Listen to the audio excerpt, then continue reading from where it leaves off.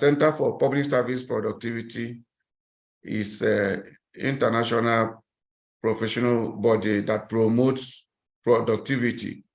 The essence is to ensure that individuals do things in a way that is smarter, in a way that can enhance their growth, and in a way that will promote efficiency. So that as every individual learns to do things smarter and promotes growth and productivity, there will be increase in national productivity. And that will also reflect in promoting employment, and that will reduce inflation and insecurity too. So we have over 250 fellows and other members, which you can see in our website. So today, we are having a lecture that says Revolutionizing Productivity and Development Through Artificial Intelligence. And our guest speaker today is a most suitable fellow to handle it, Leticia Bertrand. She has Masters of Business Administration and also Masters in Information System Management, and also postgraduate Artificial Intelligence from Oxford. Leticia Bertrand is a leadership strategist and executive coach who has had a positive impact on businesses for over 25 years. She started her career as a journalist and a broadcaster, and later worked as head of marketing in various indigenous oil companies, with postings to Lagos, Abidjan,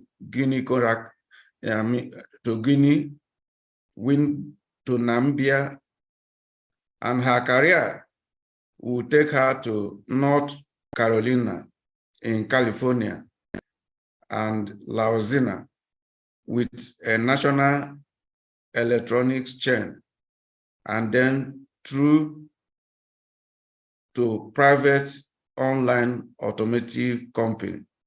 Leticia is also a speaker and has provided strategic leadership coaching to executives and teams in large organizations. As an avid learner, she is also enrolled in University of Oxford, United Kingdom, as I've said, for postgraduate executive diploma in artificial intelligence for business. And she has trained many, and currently she is doing for women, men, and youths in Africa. She's doing 100 million empowerment for artificial intelligence. And she has also foundation which promotes learning. So let's welcome her to this lecture, and I hand over to Leticia Bertrand. You are welcome. Thank you very much, Dr. Egwood. Thank you so very much for that introduction. So how are you guys, everybody? Are you all excited to be here to learn something about AI? You probably have used AI in some form or the other. And so I'm delighted to be here. So I'm gonna share my screen and then we can get started. Pleasure to introduce you to King Sarch Global Consulting Limited. Our company has the vision of providing innovative solutions for businesses in Africa using advancements in technology and most specifically, artificial intelligence. My name is Ada. I am Nigerian. I was created using artificial intelligence tools by Leticia B. For more information on AI training, please send an email to 100million.ai@gmail.com. Our proposal to you is about our latest initiative, an AI awareness training program for 100 million people in Africa. As a socially responsible organization, we believe that it is our duty to empower the next generation with the skills they need to thrive in the digital age. This training program is designed to do just that by providing participants with a comprehensive understanding of AI and its applications in various industries. Thank you. So my goal, my vision is to train 100 million people in Africa, starting with Nigeria. And I'm currently at the University of Oxford studying artificial intelligence. So the goal is to learn and then to bring it back to Africa and teach our people. And the goal also is to move Nigeria to first world status within a period of 5 years. I believe that artificial intelligence is going to be able to make that possible for us. So in the comment section, let me know if you agree that we can reach first world status within the next 5 years. So the goal is to train 10 million people within the first year of this program's launch. And we've already had 3 sessions, and this will be the 4th session. And there'll be another session with your group September 9th of this year. So we'll talk more about that later. We want to be able to establish training centers around Nigeria and other African countries to facilitate access to training. And I see that we have quite a few people from around the world joining us today. I saw somebody from Namibia, and I used to work in Windhoek in Namibia. So I'll be delighted if we can link up later on LinkedIn so we can talk about how we can progress the training over there to that area as well. We want to also provide online resources and tools that enable self-paced learning and continuous development. So in my cohort at the University of Oxford, we have 59 people from all around the world. And we are currently collaborating on in different ways. I just had one of my cohorts from the UK who runs a tourist business come in and run an AI session, a awareness session with me. He logged in, and I flew into Lagos, so he logged in from the UK, and we're able to teach people about how to better build the tourism sector in Nigeria, and even to start the tourism businesses here. We'd like to promote job opportunities and entrepreneurship using AI skills and training. If you'd like to reach out to us, please send an email to 100million.ai@gmail.com. There'll be a website coming up soon. It's still in the works. Please connect with me on LinkedIn. I'll be glad to connect with you as well. It's going to be in the comment section as time goes on. I'll keep adding it there, but I've already added it this morning. And if you have questions, please, we'll take questions at the end of the class. If you want to write them in the comment section, please go ahead and do so.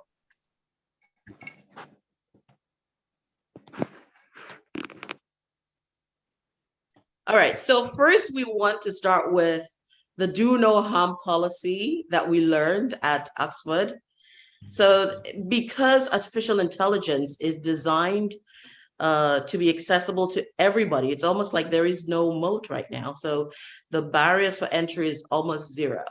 We ask that users apply AI responsibly and do no harm with these very powerful language models and tools. So what I'm going to teach today, I want to ask you to please use your lessons today responsibly. These images were created using AI tools. In the next class, I'll be able to go through how you can do that yourself. In a world driven by innovation, artificial intelligence is transforming productivity and development. This is an AI awareness session by King's Arch Global for the Center for Public Service, Productivity and Development, Nigeria. AI unlocks the potential for growth and innovation, revolutionizing industries across the globe. By automating repetitive tasks and providing accurate insights, AI enhances efficiency and accuracy. From healthcare to finance to education and almost every sector, AI is being applied in real-world scenarios, transforming industries, businesses, and economies.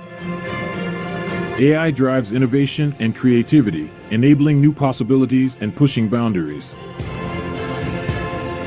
As AI advances, ethical considerations to do no harm and responsible development become crucial.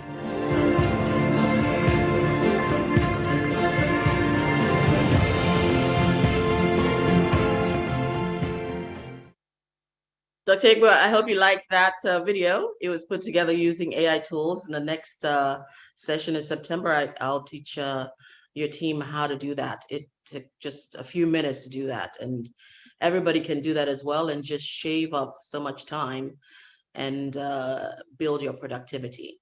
So what is AI? What is AI to you?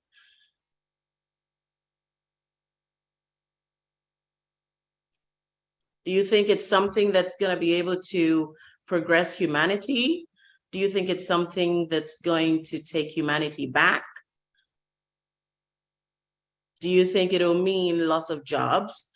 Do you think it'll mean creation of new jobs? What does AI mean to you? You can go ahead and give me answers in the comment section. Artificial intelligence is the ability of machines to perform tasks that appear like human intelligence. Speech recognition, image recognition, decision-making, natural language processing. These are designed to augment human problem-solving capabilities. So I always say that artificial intelligence is not meant to replace human beings. It's meant to supplement, to augment human beings and to help us if used correctly. The history of artificial intelligence, it looks like this is a big hot button topic at the moment. Everybody is talking about artificial intelligence. And did it just start? It actually started a long time ago, even back in Greek mythology. There were tales of the Greeks building bronze machines that were supposed to do human tasks. But the field as we know it today has its roots in the mid-20th century. In the late 19th and early 20th centuries, mathematicians developed formal logic, which became fundamental to AI, using algorithms. The birth of artificial intelligence started in 1956. That's when the term artificial intelligence was coined at the Dartmouth Conference, where John McCarthy and other researchers gathered to explore the possibilities of creating machines which could behave like human beings, exhibiting intelligent behavior. So early AI research focused on topics such as problem solving, symbolic reasoning, and game playing. And as you know, we've gone way beyond that. And in future slides, I'm going to show you how AI is affecting every area of our lives. And that's exactly why I wanted to bring AI awareness to Nigeria and Africa as a whole, because so far there are less than 28% of the population that are aware of AI and how to use AI. We had an informal project at Oxford in just a few weeks ago during my last module. And we went out to the streets of Oxford and we asked people around the university area, around the mall area, just around the city, what they thought about AI, just like the first question I asked earlier on at the beginning of this lecture. We asked them what they thought about AI, if they used AI in their daily lives. And interestingly, people knew about AI, but they weren't too sure about what the terminology meant. A few people were not even sure about how AI was going to affect them. And some were of the opinion that AI was not good for humanity based on all the viral videos that they had seen or the negative news that they had heard. So it was interesting to learn that. So we're going to focus in the next session on how AI is going to affect almost every section of our lives. So bringing AI awareness to Nigeria and Africa is going to get us ready. It's going to get us prepared. I want people to become comfortable with AI and to understand the benefits of AI. I'm not going to use my platform to propagate the negativity that you see sometimes online. We want AI for good. There's so many good things that can be used with AI. I believe it will definitely even the playing field. In the 1960s and 1970s, there was a little bit of a slowdown in the development of AI. So there was that shortage, and it became known as the AI winter. And it's important to actually have this background knowledge about AI. So that's why I'm focusing on this, because it's good to know where we've come from to understand where we are right now, and the progress that has been made over the years has been tremendous, especially with the explosion of data availability. And one of the reasons also why I'm doing this in Africa is because we don't have a significant amount of data or pure data. So I'm bringing awareness so that we can start looking at that section, that gap, and filling that gap. And also helping people to understand what is needed to build their AI skills. If you go on my WhatsApp group right now, I'm sharing updated information about AI. And also if there are classes, if there are lectures, they're the first to know. One of my cohorts is the director of a training company in the UK. So he's offering a class that's usually £600 right now for free. So I'll be able to share that link tomorrow so as to get more people on the platform, and also take advantage of this data science class. It's on for 15 hours and it's on till the end of the month for free. So once I put it on there, if you go onto my WhatsApp page, I've put the link on in the comment section. I'll be able to share it. You register, and then you're going to get a password within 48 to 72 hours. And then you will get your course outline, and it's actually going to help you build your data skills and your AI skills if you want to go in that direction.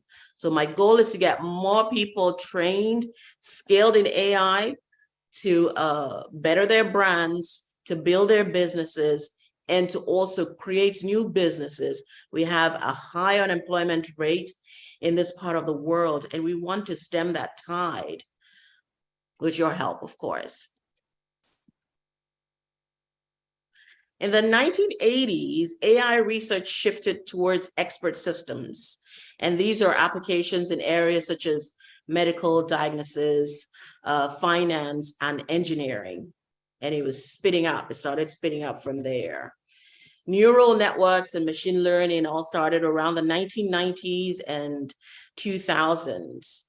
So neural networks are inspired by the structure of the human brain. If you imagine how many billions of neurons are in the brain, that's how far this technology has gone. And that's why some sections or some sectors or some renowned individuals have asked for a pause in the development of AI, because those who created it don't even know the full potential or the reach of this technology. So machine learning is a subset of AI, and then deep learning is a subset of machine learning. Talking more about neural networks because of the importance of this area of AI. It's composed of layers of interconnected nodes and neurons. Like a mosquito has 100,000 neurons. So you can imagine the size of that and then compare it with the human brain. And that's what AI with neural networks is trying to mimic. So it's the stacking of multiple layers of neural networks and learning complex representations of input data and making predictions or decisions based on that data. So data is key for AI. there's got to be purity of data for AI to work effectively. And it's used in a wide range of applications, including image recognition, natural language processing, and speech recognition. So we have been using AI for a while now. It's just that the topic is so hot right now and it seems like it's something new, but we've been using it. It's just that it's developing at a very rapid pace. And it's going to change literally everything. So we need to get ready. Big data and deep learning from the 2010s to the present. And that's with the availability of large data sets from social media. Social media has made it possible for AI to progress at this alarming state. There are some organizations that will use their own internal data to create their own machine learning, and that's okay as well. So it's just progressing where companies can actually use their data and create their own algorithms and create their own AI tools.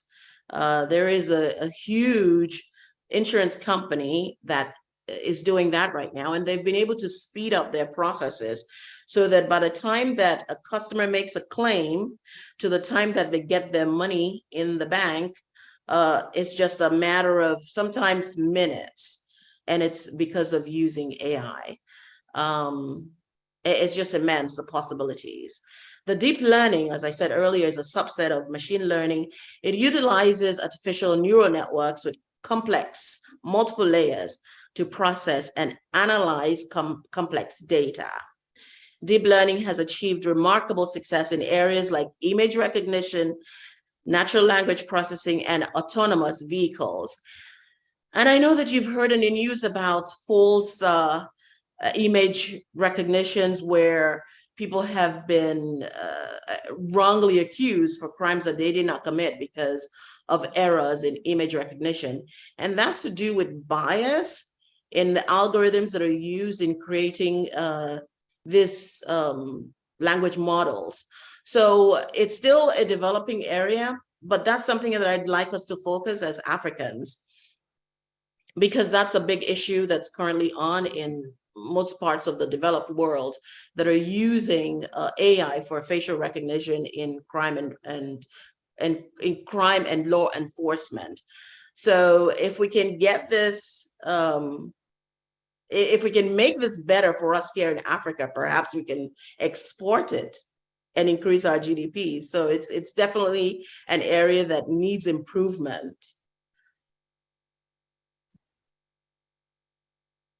In recent years, AI has made very significant strides with breakthroughs in areas like reinforcement learning, generative models, and robotics. If you look at all the tools that are available in AI, it's amazing. And they just keep improving every day. And so that's why it's important to have these classes so that we can stay up to date and not get left behind.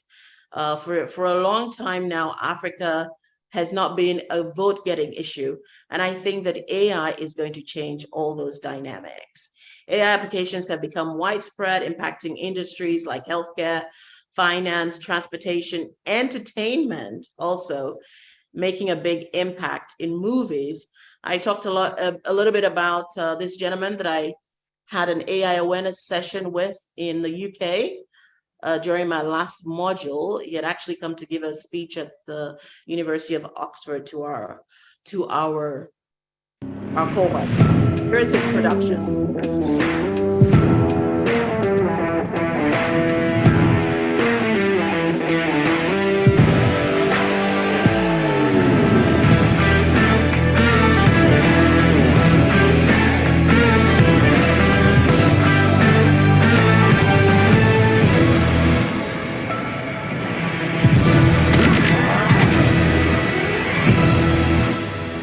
So that's Territory Studios using a lot of AI. So David has had a lot of influence in the movie industry. If you've watched the recent Mission Impossible, they were in charge of the visual graphics using AI. So if you haven't seen that, please go and see that. It's an exciting movie, and go down to the credits and you'll see Territory Studios. Amazing that he was okay with presenting to Africans on raising awareness for AI. And we'll do more.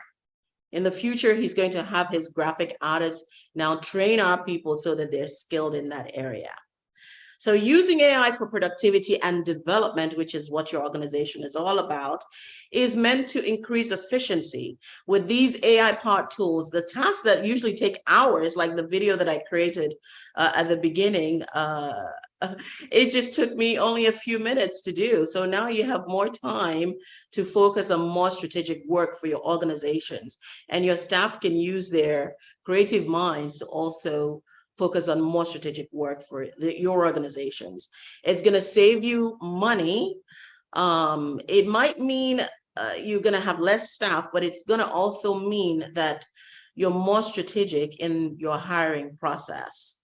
So AI is able to help in repetitive tasks and streamlining your workflows. Your businesses can reduce their overhead costs and increase their profit margins. I know that there are jobs that are going to be going away with AI. And during one of the sessions that I had with one of my cohorts, he was streaming in from Switzerland and I was in Oxford. A lawyer in the audience asked if their job was at risk.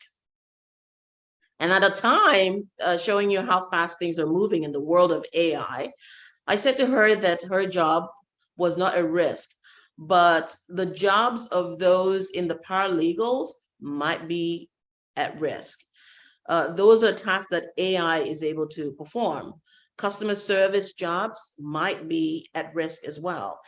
And it's important that we know this, that we're aware of this so we can prepare for this. So if we're in those areas or if we're hiring for those positions, we want to be humane about how we shift positions. So I talked about this in the last cohort as well. I talked about human resources becoming more humanely resourceful in their hiring and in their redistribution, I'm going to put it that way, of staff. So we had a lecture by somebody representing the WPP, which is a huge marketing company. And we asked questions, and this is a big executive there, and we asked questions about the areas that would be affected in AI. And it was eye-opening to listen to those areas that would probably be affected as time goes on with AI. So the more prepared we are for this, the more likely that our businesses are going to stay functional. So by analyzing data and identifying patterns, AI can provide insights and inspiration that humans may have overlooked. So AI machines, they don't get tired, they don't call in sick. So these are benefits, these are positives of AI. And they can also lead to new ideas and fresh perspectives that drive innovation and push the boundaries of what is possible. So in a lot of educational institutions, ChatGPT is not allowed. But I'm of the opinion that ChatGPT and large language models will actually change the future of education. And I believe that in time, they may be included in some ways. So we just need to get ready. So the different applications where you can experience huge productivity with AI would be in agriculture. AI can be used in supply chain optimization, and we can talk about this more in the session in September. 9th of September is a Saturday, so please put that on your calendar, and I hope to see you then. Crop management and monitoring. So Africa has the potential to feed the world. And unfortunately, we're still importing a lot of the food that we eat here. AI can change all that. Self-driving cars is a big deal in a lot of places. And coming to Nigeria, there's still some infrastructure opportunities that we have. And once we can get past them using AI, then self-driving cars would actually become norm. for us here. Drones can be used in security, law enforcement. Robots can navigate and interact with our surroundings using AI. I don't know if you've seen the Atlas robot and how it's progressed over time and where it is now. From where it started to where it is now is pretty amazing. So if you want to look up the Atlas robot, you'll learn more about the significance and the progression of AI over the years. Medicine and healthcare, AI intelligence aids in diagnostics, drug disclosure, and customized therapies and surgeries. One of my colleagues that I had my first AI awareness session with, if he's watching, hi, Johannes, he's now in MIT in Boston. But he was involved with a group that was able to diagnose malaria in areas which didn't have access to healthcare just by using an app. So, and that was using AI as well. So there are new developments that will definitely mean that we're going to be able to diagnose diseases way early on and save many lives. Banking and finance, algorithmic trading, risk assessment, and fraud detection are enhanced by AI. And actually, one of my colleagues, also a cohort in this Oxford, I know I'm talking about Oxford a lot, but I define my life as before Oxford and after Oxford. It's the #1 university in the world. And if you can go there, if you have the opportunity to attend Oxford University, I'd say 2 thumbs up, please do that. So this cohort of mine is the one that is in charge of this training company in the UK, who's now offering the £600 training, 15 hours for free. But it's just for a limited time, but it's being offered for free. And you'll find that on my, Instagram page, in my LinkedIn page, I'm sorry, as well as the WhatsApp page that I've put here in the comment section, and I'll put it there in just a little bit as well. So chatbots and virtual assistants are used to provide automated client support, which means that your business can be open 24 hours a day. So this is really going to improve service for a lot of organizations. There are quite a few companies that I've seen in Nigeria and some parts of Africa that are utilizing chatbots and virtual assistants in furthering their businesses. And now the technology is so advanced that when you listen to some chatbots, you will not be able to know that they're humans at all, that they're robots or that they're machines at all. You would think that they're completely human, down to the inflections, down to the way regular humans speak. So AI has come a long way. So the goal is to be able to help people build the skills to not just use the tools, but to create and build these tools as well. So guess what? These are the different areas that AI is in use: in politics, events management, insurance, cybersecurity, banking and personal finance, transportation, retail spaces, education, communication, sports, workplaces, of course, entertainment, like we've seen with David's studio, hospitality, media, real estate, agriculture, healthcare, online shopping, social networks, defense, smart homes. I can open my door from wherever I am in the world and let somebody in to clean up. And this is actually happening in Nigeria. So Nigeria is a great place which embraces technology. So I'm very proud of that. So I know that once people become more aware of this and they have the opportunities and the government is able to help with infrastructural development, we're going to hit the ground running. I have full confidence in this. So looking at all these different areas where AI is utilized, what is missing? You can see that it's already touching almost every aspect of our lives. And this is just the beginning. So in the comment section, please write for me if you feel like there's anything, even in defense, of course. Let me know if there's any area that has been left out. And if there's any area that you feel that has been left out, perhaps that is an opportunity for development. And you could be the next unicorn if you fill that gap. So I want to put a little plug for the AI session, the next one after this one, because this is a short one, just an introduction to get to meet you and to for you to meet me as well. It's been great. I want to thank Dr. Chris Ebu for this opportunity, as well as the Center for Productivity for this opportunity. So on September the 9th, we are going to have another session, and it's on applications for business growth and productivity. It's on a Saturday, so I think that, you know, it's a more relaxed mood.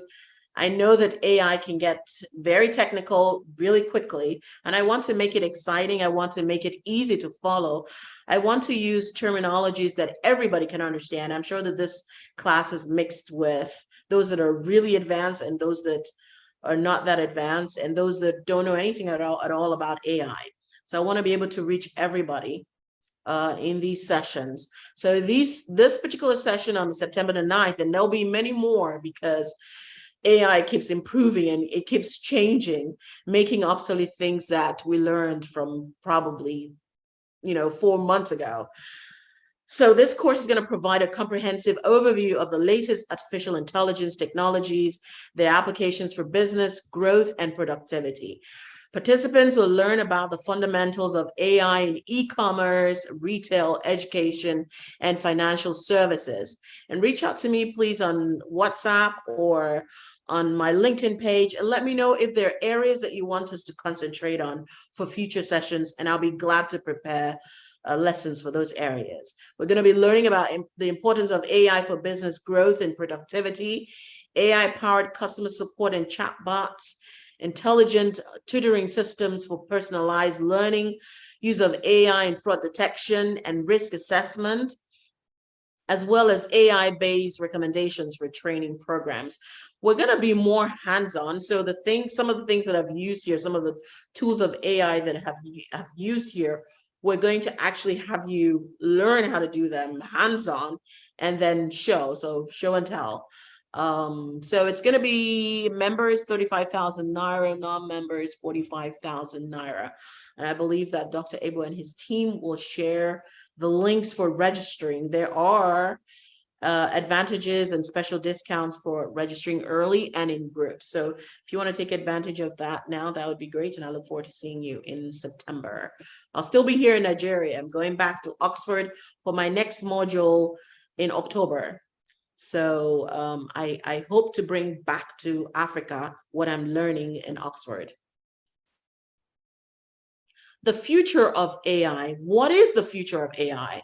In the comment section, please write down and let's all share what you feel the future of AI is.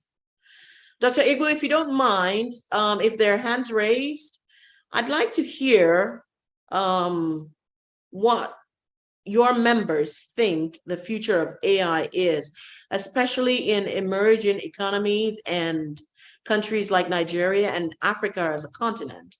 Where do you think the future of AI lies? I'd like to hear. Okay, somebody is raising up his hand, and that is Osman. Hi, Osman. Osman, can you unmute and speak? Okay, it's not, he joined only with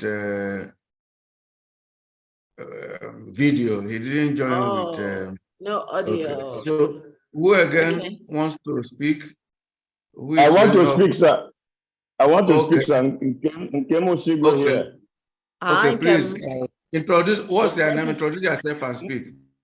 I am Dr. Nkem Osigwe. I'm speaking from Port Harcourt, Nigeria. Thank you so much. I'm glad that I joined this training. I'm so happy. In fact, I had to leave another meeting to come, and I'm not missing. I'm not. I thought it's a good time. Now, we want to talk about the future of AI. it started with what you started with at the beginning, the issue of the possible negative usage of AI. I think it's a welcome development. As well as any technological advance.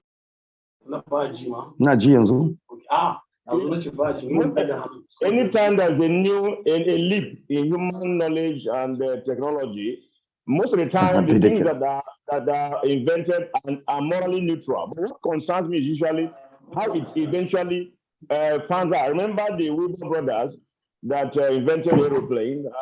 They never imagined that the aeroplane they invented eventually be converted for destruction, like warplanes and all of that. So, but my concern is actually you that are into it, what actually could be done to ensure that the outcome of it is more like the positive aspect of it, because have a lot of negative potentials.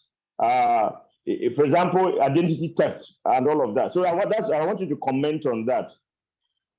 Yeah, absolutely. That is a big concern because, of course, with deep fakes, and that's with the deep neural networks, people are able to create images that look very lifelike, and using tools like Midjourney, they can make them even more lifelike and more believable. So that has the potential to cause great harm and change the direction of elections, for instance, change the results of elections, for instance, and that changes the trajectory of that potentially changes the trajectory of a nation. So that is serious. That's a serious concern. So what is being done and what is being proposed by Congress in the United States is to create watermarks that show what images have been made using AI. But of course, those are probably suggestions that others may be able to override at some point. So there are still significant gaps in curtailing the potential harm that is possible from AI. So, but like in all new technologies, well, not new, but in all things, in all technologies, in all creations, there is always the potential for negative consequences.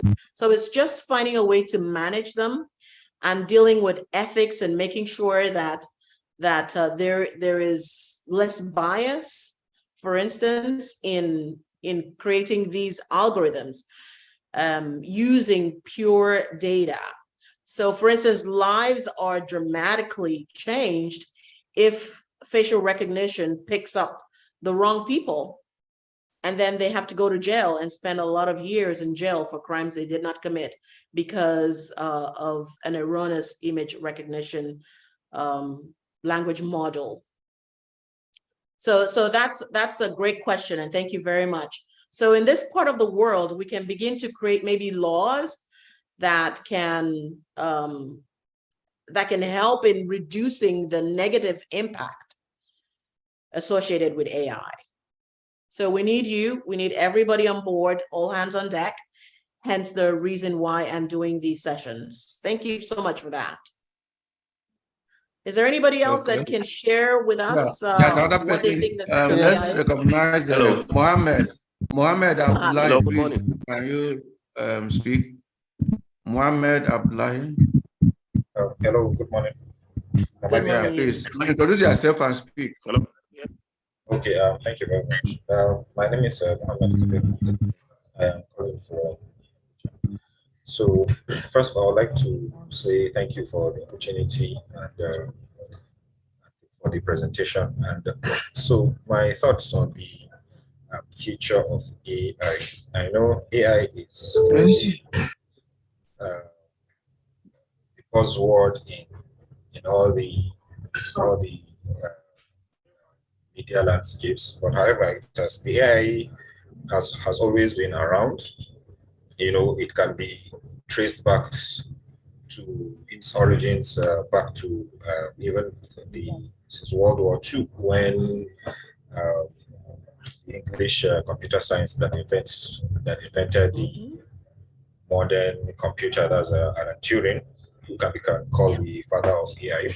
So AI development has been around for decades. It's just now that because of the sudden ground shifting impacts that softwares like ChatGPT has unveiled to the world. But however, it's now that people that are catching up to the development of the AI and regulations and safety are very slow in trying to keep up with the pace. Stay, it's not going anywhere, so we might as well everybody gets on board, educates himself, and see how they can incorporate it in all aspects of life, because it's coming to stay just like any other technological revolution. So just that, like what was said earlier, I know about what US Congress is looking at, trying to add watermarks to AI generated content, but I feel that's woefully insufficient. So but we need to add more efforts, because allocate a lot of resources in trying to see how the regulation and the safety can keep up with the pace of the development, because obviously there's going to be a lot of bad actors that can use this technology, and given that it's something that's inevitable, so we might as well be proactive in trying to keep our the fabric of society safe. So that's my contribution. Thank you. Absolutely. Thank you so much, Mohammed. In fact, this came up in one of our modules at Oxford, because I asked the question, I said, how can you unring a bell? How can you put back milk that you've already spilled? It's like they developed this huge technology and just made it available to everybody. And now they're saying, oh, it's too much, too fast. Let's reel it in. Let's stop what we're doing. Let's stop the research. And that's not going to happen. You may say company A, company B, countries 1, 2, 3, stop it. But countries 4, 5, 6 are going to continue. And companies CDG, they're going to continue. So it's not possible to stop the progression of AI. Like you said, what is needed is more, maybe government interventions, more regulations, to be able to harness or to be able to disrupt some of the negative consequences that are likely to occur using AI. Of course, I know we've seen some of the viral videos, and I choose not to share them on my platform. They're there. But there are so many good things. There's so many positive things that are happening with AI. AI is transforming lives, transforming businesses, raising economies and GDPs, and hopefully the GDP for Nigeria and Africa will continue to rise with the use of AI by more businesses, more people, and more government establishments. So I'd like to hear also, what is your organization, if you have an organization, in what sector you are, how you're using AI in your day-to-day business? Are you using AI at all? Are you just starting to use AI? What is your current level of usage of AI in your organization? Okay, let's listen to Kanu Irebu. She has been, he's raising up hand. He has been raising up hand. Please, can you go ahead? Yeah, Kanu Irebu, you are granted audience. You can unmute yourself. Okay, if you're having challenge unmuting, Henry Olowu, please unmute and speak. Good morning. Good morning. Yeah, thank you very much. Your lecture this morning is very much profound and educative. Thank you. And I think if I should summarize everything, is to make life easy and to make the system easy for us. But having said that, related to Nigeria, Nigeria has imported a lot of system, a lot of model, a lot of technology, from overseas for our own system. And when you look at it, all of those technology and system has failed because of the particular problem and challenges that is in Nigeria. Have you been able to study Nigerian particular problem? And if you have done such a thing, have you been able to model this AI after the particular, because Nigeria is having, and Africa, we are having serious problem that when you bring some of this system here, it fails. Yeah. Have you been able to study that and make sure that it will work for us? So that is, thank you so much for that observation, because we do have some challenges, but there are organizations that are utilizing AI in their day-to-day businesses. We do have infrastructure challenges. For instance, we need to have constant electricity. We need to have the internet.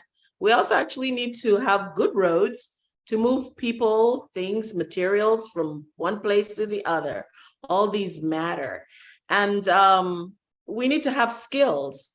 We need to have those that are skilled in creating large language models, those that are skilled in data management, those that are skilled in prompt engineering. And we need to also have hardware, and hardware can get expensive really fast. We need to have purity of data. We need to have ethics in data management, in the creation of algorithms, formulating these language models. So yes, you're right. The unique Nigerian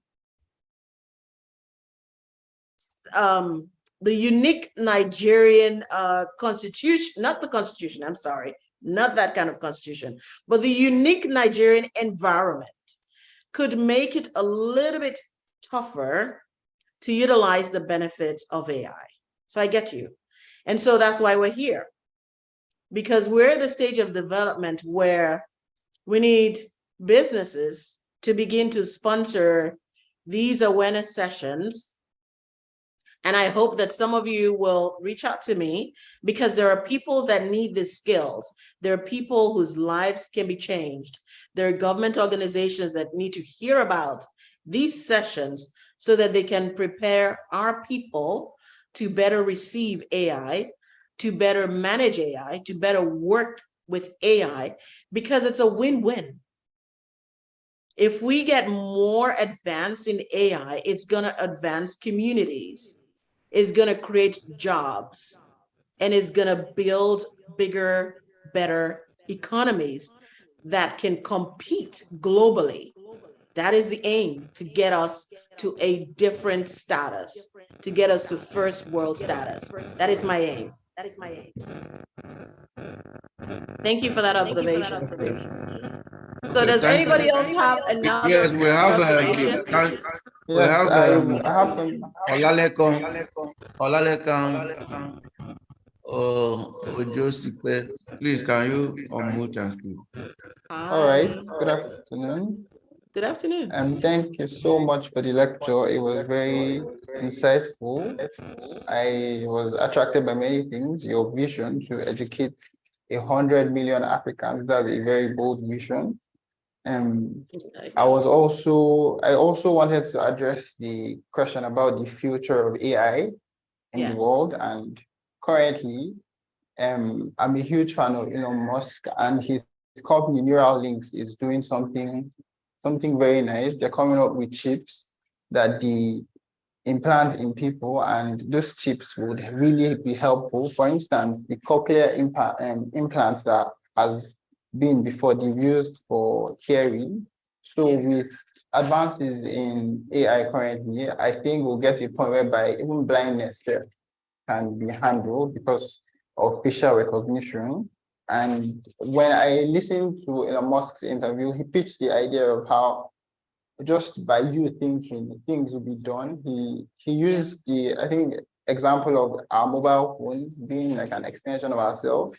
We want to make a call with our mobile phones, and the idea behind the chip is that if they stick the implants, just you thinking, things will be happening. And that's a very nice application. So I see AI tending towards more medical fields helping us, and Also, I would also like to be part of the WhatsApp group. I like to take the course. I like to build my capacity in AI. Thank you so much, and I wish you very best.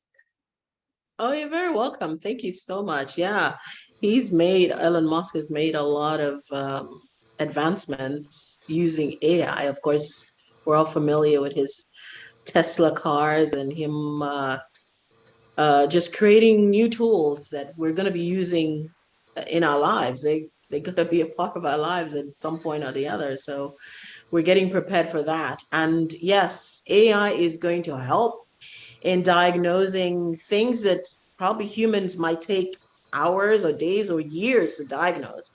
And AI will be able to diagnose them in minutes. So it's definitely going to save lives, like I had mentioned earlier. And they're just positive things that we can expect from AI.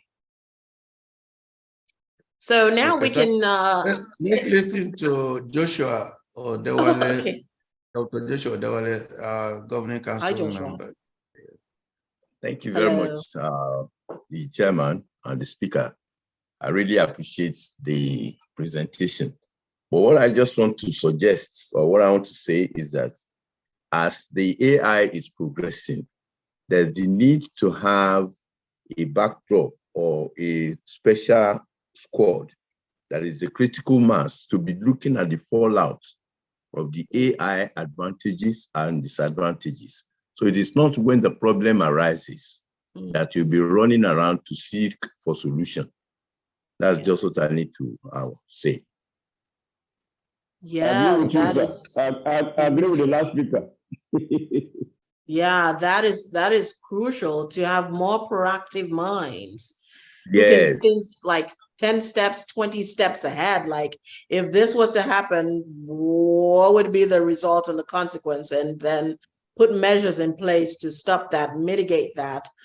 Yeah, so that is crucial to have more diversity at these board meetings, at these meetings where they create these algorithms. So more diversity. I was talking to somebody again, and an executive in a huge marketing company, and he was very blunt to me. He's a Caucasian older gentleman, and he said to me, "Listen, Letitia, the people in my boardroom look just like me."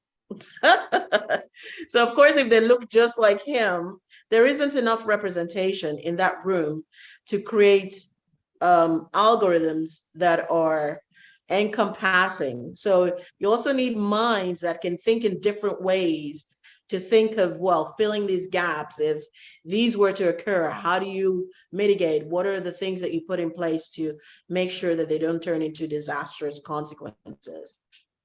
So I think that's a great suggestion. And that's a great suggestion for those who are in boards, those who are executives, to be able to put together diverse minds in their boardrooms and places where decisions are made. Thank you.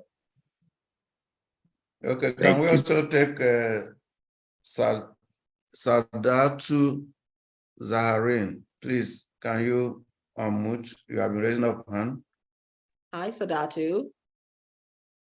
Hi, Letitia. Thank you so much for that wonderful and inciting presentation. I've been dying to meet such presentations, honestly, because from the field that we work on is agriculture.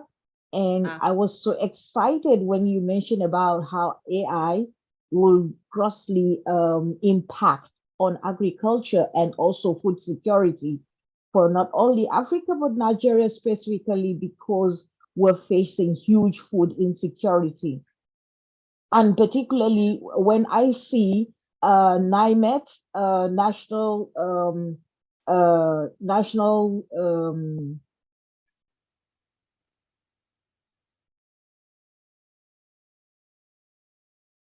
National Meteorological Environment Agency that is focusing on ensuring to look at what are the climate changes and climate impacts that will also support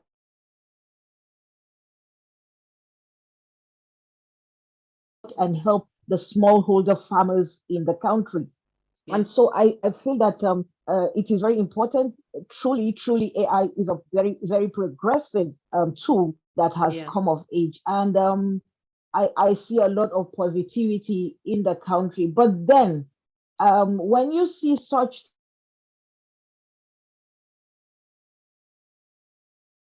things, I mean, working else that will happen in your own country, given the fact that there are a lot of facts that you have brought up, like for example, you mentioned that it is important that use of network coverage. As you were making your presentation, I was able to also make a comment in the comment section, the chat box section, where I mentioned that more than 60% of Nigerians have inaccessible internet coverage.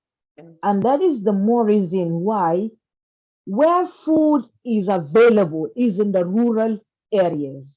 And they Yeah. are having inaccessibility of this network coverage to Yeah. even get investors to come and buy their products, moving the products from the rural or hard to reach areas to where it will be sold, which it can also in the long term fast forward to increase the GDP of the country. Now, I was trying to look at instance where we are looking at Center for Productivity is focusing on public service. I tell you, most of the public service institutions are yet to be there. I could remember where when there was the change of usage of computers. I'm Yeah. telling you, to this day, there are many institutions, government institutions, that you would go and you would hardly find people that are even working with the computer. Or is it Yeah. deliberate? I don't know. Is it to make things worse and confusing and so intimidating? I don't know. And Yeah. so, if we're talking about AI, which is an advanced stage of technology, and then we are still having these issues still on ground, I think we need to have a rethink and look at the context of Nigeria and how to see the possibility of ensuring that we move along if really we want to move along with the whole global village. Then Yeah. another aspect, very important aspect that I was actually looking at is the governance aspect, how AI can impact on governance aspect, on accountability, which is actually most of the things that is happening in the country. You find Yeah. that systems are being put in place. Nobody thinks that it is own. Nobody tracks it. Nobody looks after it. Nobody sustains it. Nobody maintains it. And money, huge money, taxpayers' money is being not being catered for, or is being seen as more or less useless. So I think as you mentioned that in September I would like to join your group on in September, and then also you said that you mentioned that you will be going back and having more learning. I would maybe suggest, if it will be possible, maybe you can have some time in Nigeria to learn more about the possibility of AI and how we can be able to see the legal framework, how we can be able to see the acceptability of it, and also the accessibility and also the affordability of AI to Nigerians, because this is a very high placed technology system, which I'm seriously happy. My organization is working with AI, Yeah. particularly on soil fertility, to ensure the soil fertility of different areas in the regions of Nigeria, to see which areas are more having more soil fertility in terms of the different comparative advantage of the different crops in Right. Nigeria. So I don't know if if the context will be more focused on seeing how you can be able to look at the and how we can be able to come work around it, because actually every tool internationally it's good, but when it comes to Nigeria, I don't know what is happening. You go to our health facility, from the outpatient to the injection room to the rest of the rooms, to the rest of the wards that are in a certain health facility. It takes a lot. You go around, come around, go around, come around with files held in our hands. I mean, it's kind of showing backwardness of such systems that we have in the country. Uh,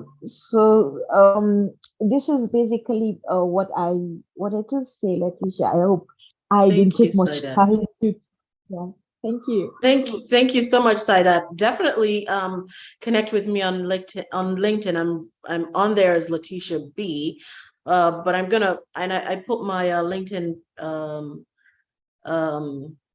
my LinkedIn link in the chat area earlier. But you've raised some really great points. Like, food security is paramount. For every nation, there's got to be food security. And the fact that we're still importing, large quantities of food is something to be concerned about and something to look into.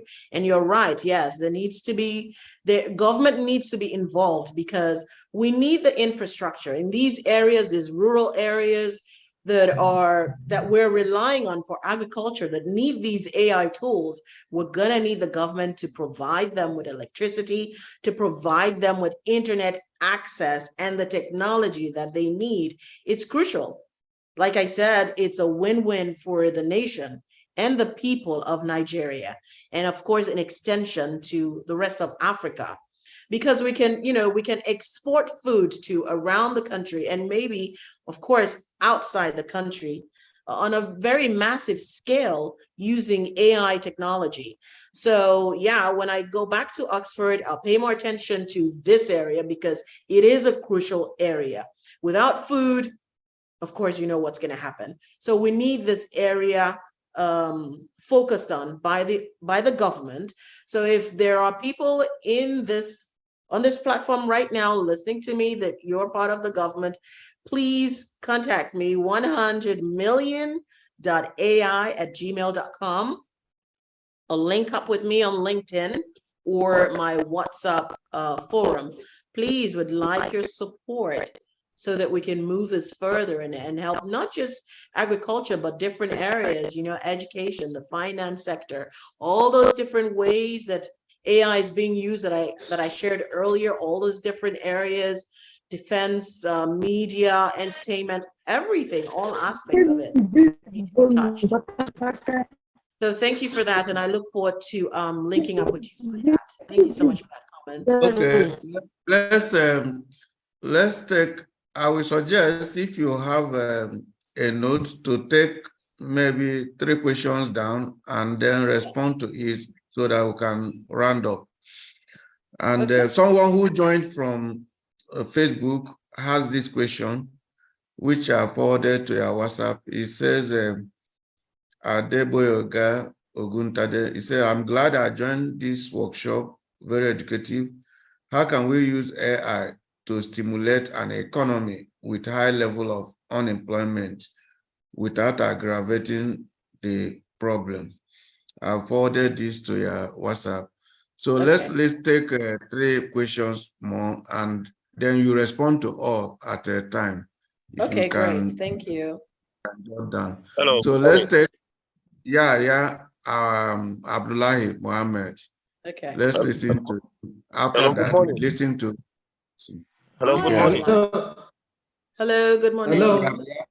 Abdullahi, please speak. This is Yahya Mohammed. This is Dr. Yahya Abdullahi Mohammed, please, from Abuja. Hi, Dr. Yahya. Yes, I am the CEO and executive chairman of Boshishi Group, and the introduction of AI cannot come at a better time, when we are entering into an agreement which is being signed right now. It's an ongoing agreement that we're entering with the Federal Ministry of Agriculture to set up an assembly plant for tractors here in Abuja for the first of its kind. And I am a bit conscious of the fact that AI is a new technology, and AI will have to be a technology that give a room for innovation and creativity. But how do we measure up? How do we catch up with the pace of AI technology?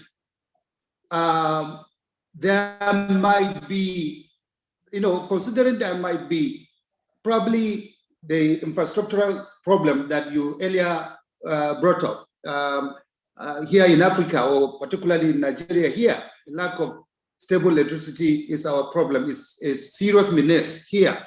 And we are saying, as a company that wants to go into assembly of tractors, if we are to employ or deploy the technology of AI, are there fears that there may be troubleshoots associated with previous technology devices, computers, all the other technology solutions that sometimes have troubleshoots in terms of other production,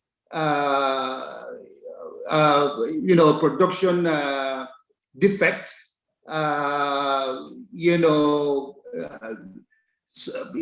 lack of training to actually understand the capacity that you can measure up with the operation of that technology. And now we're talking about AI. So what are you thinking? Supposing if there is wear and tear, do you have parts replacement to make that AI equipment or AI machine function very well, so that work using AI technology will not stop, so that activities on production will not be halted? So, I wanted to respond with this, to respond to us on this, because from what you are saying, and from what I have been reading, and what is trending around the world, AI has come to stay. It's a reality.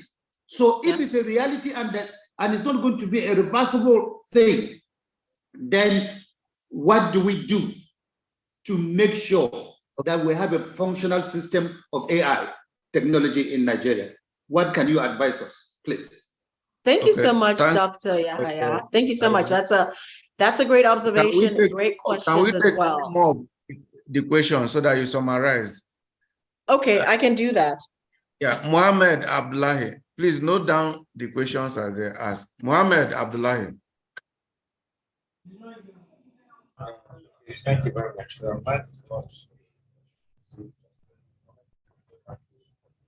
Somebody else. Yeah, Mohammed Abdullahi, can you speak louder? Maybe hello? Yeah, yes. Go ahead. We're hearing you. Okay, thank you. So I just want to appreciate the presenter, and also mine is more of a comment. Please, I want to ask again, where can we be able to reach out to you? Because personally, I have interest in looking at how AI affects agriculture, energy, and also education. I want to also be part of your educating. Okay. Okay, so I'm on LinkedIn under Letitia B, and I'm gonna put my LinkedIn link in the comments area. And also, if you want to reach me by email right now, the email address is 100million.ai@gmail.com. So 100 fully spelled out, 100 million for the 100 million people we intend to train over the next few years in AI. So 100million.ai@gmail.com. Don't forget the dot. 100million.ai@gmail.com, and I'll respond to you. Okay, let's listen to Dr.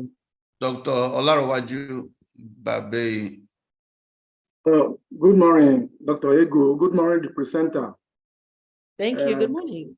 I'm joining from Jos in Plateau State. My own is not particularly a question, but rather an encouragement to us in this part of the world. In ICT, there's always a prototype.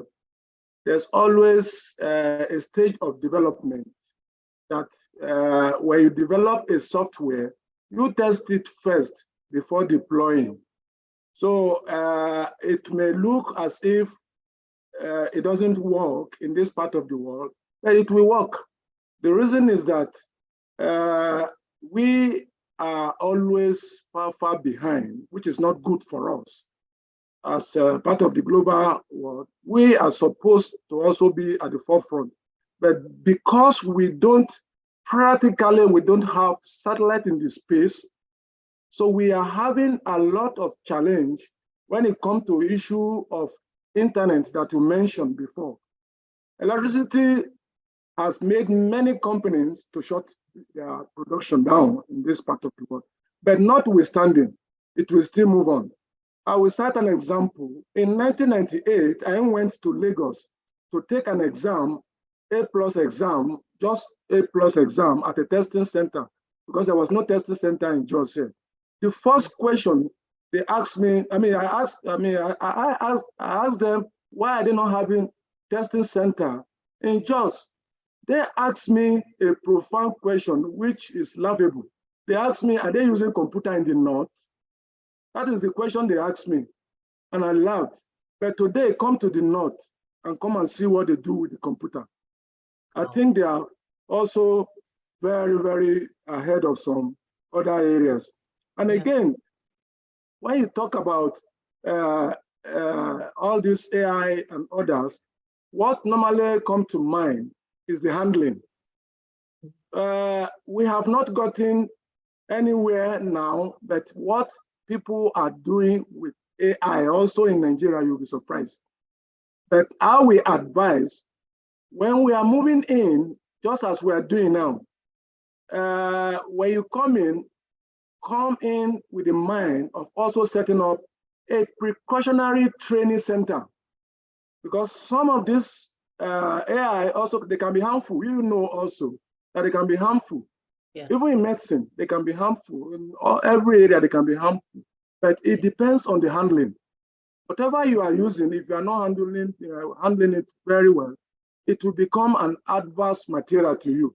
Because I have tested this. I supported an organization whereby I discovered that what the computer they are using there, most of the problem is being generated by themselves. How can you imagine somebody will climb on computer to hang calendar? So I told them that we should organize a precautionary maintenance training, which we did, and the whole thing drastically come down to 0 level. So the same thing with AI. If it is not well handled, it will become a problem to us here. Every technology being imported into this country, we always take the negative part of the technology, leaving the positive part that will have advanced the country. So, but we, as a person, we will not give up because of some people taking negative part, whereas there's positive part that can bring up productivity in this country. We will choose to the productivity, the positive part, but you people also, as we are coming in with it, put in mind, you need to support. Support in the essence, training, and also bringing in the one that you think we can handle for now, because they are more advanced AI than what can be brought into a country that is just coming in immediately. And again, some of these things, just like somebody said, they have lifespan. For example, Hewlett-Packard said you can use their printer for only 3 years. I don't know whether they have dropped it below 3 years. That is 30% every year, their printer depreciates. But in Nigeria, after 5 years, we start using, we assume that we have just started. So please, let us know how you are going to handle it when you come in, especially the aspect of precautionary maintenance training, so that one also will help so many people. And then try to choose some specific area in Nigeria. You cannot just deploy to any state, but there are some specific area in Nigeria that some of these things, the internet you mentioned, the electricity you mentioned, is relatively a little bit stable than some areas. So you choose where you do your test running, and so that you don't generalize it and then start having problems. Thank you very much. Thank you very much for that. I'm taking notes. Let's listen to Kolawole Yusuf. Hello, good morning. Okay, I'm already on. Good morning, madam. I really appreciate all you have said so far. One or two things I would like to say. One, in terms of the training, how do we get ourselves involved? And also, like they say, change is the only constant thing in life. Yes. If some things are maybe in terms of the training, will it involve some costs, or is it going to be free? Then if it's going to be costs involving, you have to make it that the price has to be moderate so that it will be affordable. Being the fact that knowing the facts, the way things are generally in the country at the moment, so it can encourage a number of people to come into the system. So those are just my questions. Thank you very much. Thank you. Thank you. Let's listen to Dr. Patricia Egbe.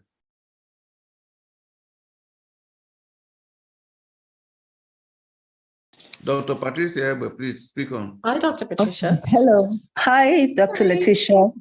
Sounds similar. Patricia, Letitia. Hello. Thank you for the good, lovely message and lecture. It was really, really very enlightening. But my concern, I don't mean to be a wet blanket, but my concern is with every, these are machines we're talking about now. Yes.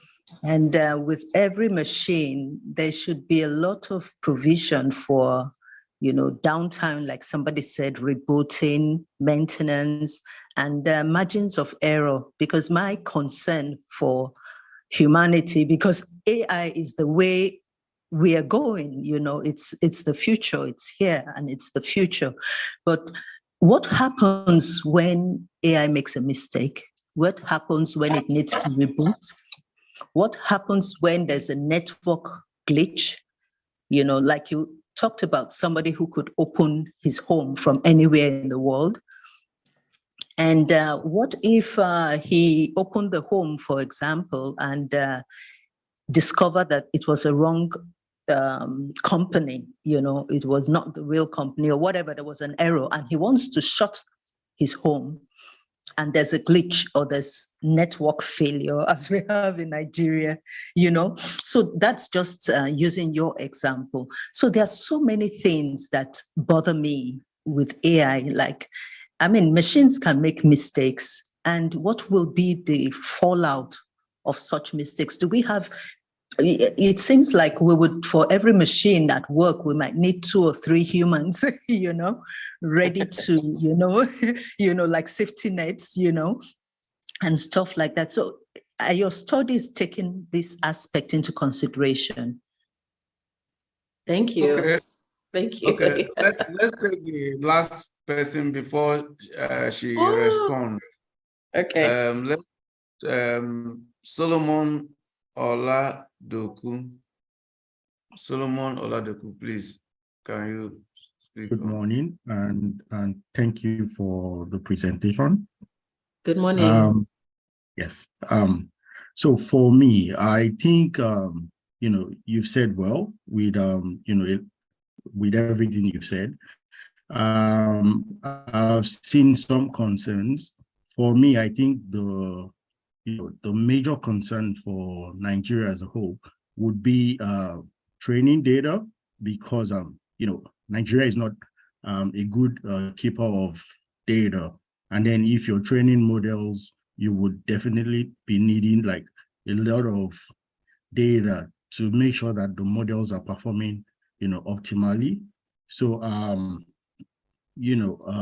so in that light, I would say that how do we, gather this data and make sure that, we reduce the margin of error, or we eliminate error permanently. Thank you. Okay. Thank you very much, Solomon. You respond to these ones. Okay, thank you.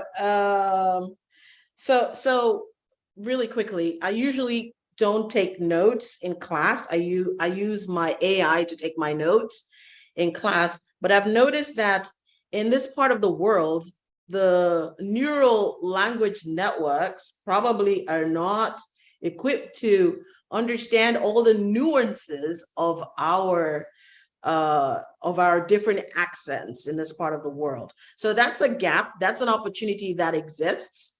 So if somebody can take that on and create language models that can, correctly decipher when we are speaking, that would be great. So thank you so much for all the questions. So let's start with Adeboyega Oguntade. Glad to join this workshop. Thank you so much. Very educative. How can we use AI to stimulate an economy with high level of unemployment without aggravating the problem? So I believe that AI can actually reduce our high unemployment numbers. There is a high youth unemployment in Nigeria, and we have the largest number of youths in the world, in Africa. So they're ready and willing to work. They just need the opportunity. So sometimes the opportunity comes with awareness, with training. And to answer another question, how do we make these trainings affordable so that more people can take advantage of them? They won't be free in all circumstances. At some points, we can make them complimentary, like the one today. But if we're able to build on the skills of our populations in Nigeria and in Africa, we will be able to raise the GDP levels. We'll be able to create more skills that will be able to create more businesses, more skills that will make people more competitive when they go for job interviews. So that's to answer Mr. Ogutade's question. And then Dr. Yahaya, thank you so much for your contribution earlier. And yes, let's connect on LinkedIn or on 100million.ai at gmail.com. So your question is on adaptability for your machineries and your tools that are not currently on AI, and how do you adapt with AI? Are you going to get rid of them? And then for maintenance as well, and also for infrastructure, how can we keep up? How can we catch up with technology that is so advanced? The interesting thing is AI is going to even the playing field. So I use this analogy and I love it. It's much like you're learning to drive using a stick shift, and you have to learn to change the gear and, accelerate and the brakes and all that. And it's more tedious. And then you have somebody who suddenly is also learning to drive, but they have an automatic machine or an automatic car. So they're going to even the playing field really fast with the person that has been using stick shift for, a while. And then you get to the person who is using a self-driving car. So I believe that this technology is going to help us advance even faster. I know that Africa is lagging in a lot of areas, but AI is going to help us to progress, advance a lot faster. And thankfully, our people really embrace new technology really quickly. And talking about adaptability for machineries, there are machines that now are AI ready.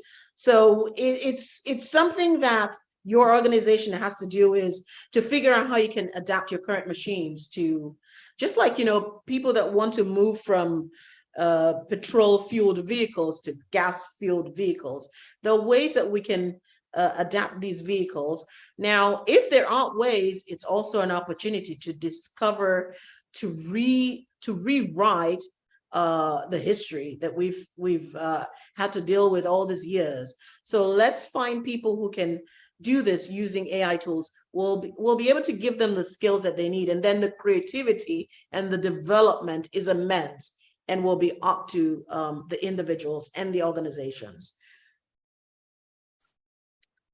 So somebody asked a question about setting, or made a suggestion about setting up precautionary measure centers so that we're not disappointed. So to choose specific areas in Nigeria where electricity and internet infrastructure is constant so that we're not disappointed. That's a great point to note. And also stress on the government to please provide the necessary infrastructure in the areas where it's missing, because we all have to be in it together. We all have to develop together. We cannot develop one part of the nation and another part is left in darkness. So we have to pull everybody along. Cost of training must be affordable to encourage people. Yes, I agree. So the next training on September the 9th, Dr. Abel, you can go over this, but I think it's 35,000 Naira for members, and non-members is 45,000 Naira. So that's really pegging it at the low end. And we'll have more sessions. My goal is to use different platforms. So if you have a platform of followers, if you have an organization that you want me to come and speak to about AI, I'm willing and ready. And it doesn't matter where we are. You know, you've seen people logging in from all parts of the world. I've done, you know, a couple of these trainings from around the world. So I don't have to be there physically. If you want to fly me there to your office, I'd be glad to come and meet your people, but I can run the sessions from anywhere. So if you want me to be a part of your organization running these AI sessions, please connect with me. I'd be glad to do that. We're reaching 100 million people. So as many people as possible, as many platforms as possible will be welcome. So next question is from Dr. Patricia. Hi, Dr. Patricia. And the concern is with the maintenance issues that we have in Nigeria, sometimes the downtime, margins of error. What happens when there is a network glitch? So when there's a network glitch, of course, we know it's a problem. So we need to make sure that the people that are writing our algorithms are skilled and properly qualified, and that it's a diverse group. We keep coming back to that it's a diverse group writing these algorithms and training the machines. So false facial recognitions can have huge negative impacts. And so we want to mitigate these. So your concern is right. And so everybody needs to be on board to make sure that we're using the right skilled people to create this machine models. So Solomon was the last question, has major concerns about training data and how training models can perform optimally, how to reduce margins of error. Of course, if there is incorrect data or insufficient data used in building machine models, what you're going to find will be results that are not accurate, that are not correct. So that's an area that we really need to look into as a country.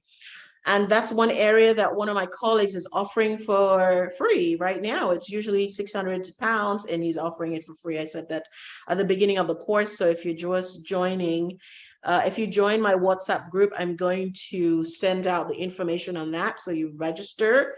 And that's what I'm going to be doing from time to time, is offering these free classes once they come up. And sometimes they're not going to be free, but the value will be high.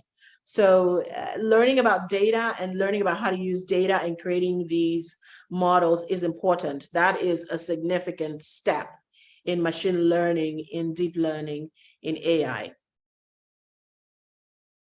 September paid version, that is Saturday, September 9. It will be more of practical and hands-on, so that you will be able to do some of these things by yourself.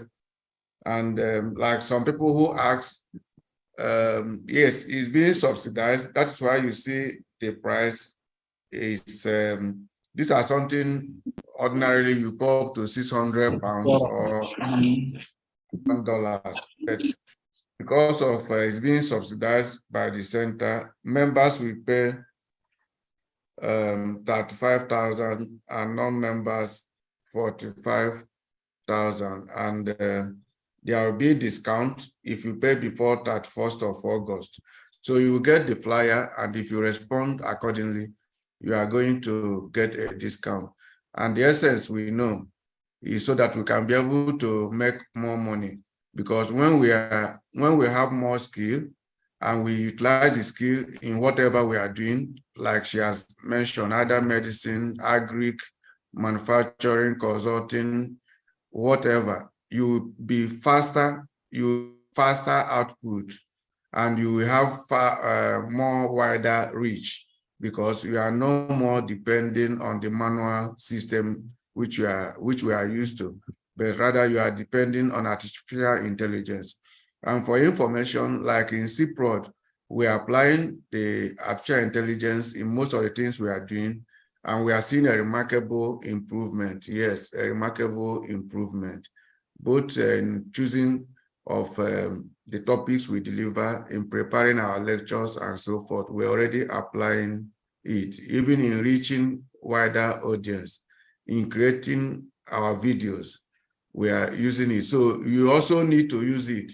Yes, we have more than 100 that we admitted in the Zoom, and more people joined online in Facebook too.